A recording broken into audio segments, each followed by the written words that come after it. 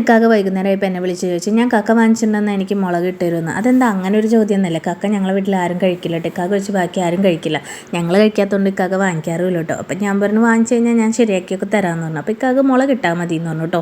അങ്ങനെ ഞാൻ കക്ക നന്നായി വൃത്തിയാക്കിയതിന് ശേഷം ഉപ്പും മഞ്ഞപ്പൊടി ഇട്ട് വേവിക്കാൻ വെച്ചു കേട്ടോ. അതവിടെ കിടന്ന് വേവട്ടെ, ചാളയൊക്കെ ഒന്ന് ശരിയാക്കി എടുക്കണമല്ലോ, നന്നാക്കിയൊക്കെ എടുത്തു കേട്ടോ ആ സമയം കൊണ്ട് തന്നെ. അപ്പോഴത്തേനും കക്ക വെന്ത് കഴിഞ്ഞപ്പോൾ ചെറുള്ളിയും വെളുത്തുള്ളിയും ഇഞ്ചിയും കൂടെ മിക്സിയിലിട്ടൊന്ന് കറക്കി എടുത്തു കേട്ടോ. ആ സമയം എൻ്റെ മോന് മിസ്റ്റർ പോഞ്ഞിക്കരയായിരുന്നു, ഫോൺ അവിടെ ഓപ്പൺ ആയി കണ്ടു കഴിഞ്ഞാൽ ഇതൊക്കെ തന്നെയാണ് ഇവിടുത്തെ പരിപാടികൾ.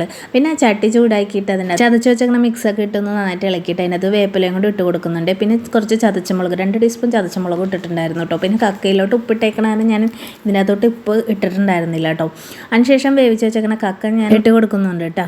വേണമെങ്കിൽ കക്ക വേവിച്ച വെള്ളം കൂടുതലായിട്ട് ഒഴിക്കണം, ഞാൻ കുറച്ചേ ഒഴിച്ചുള്ളൂ.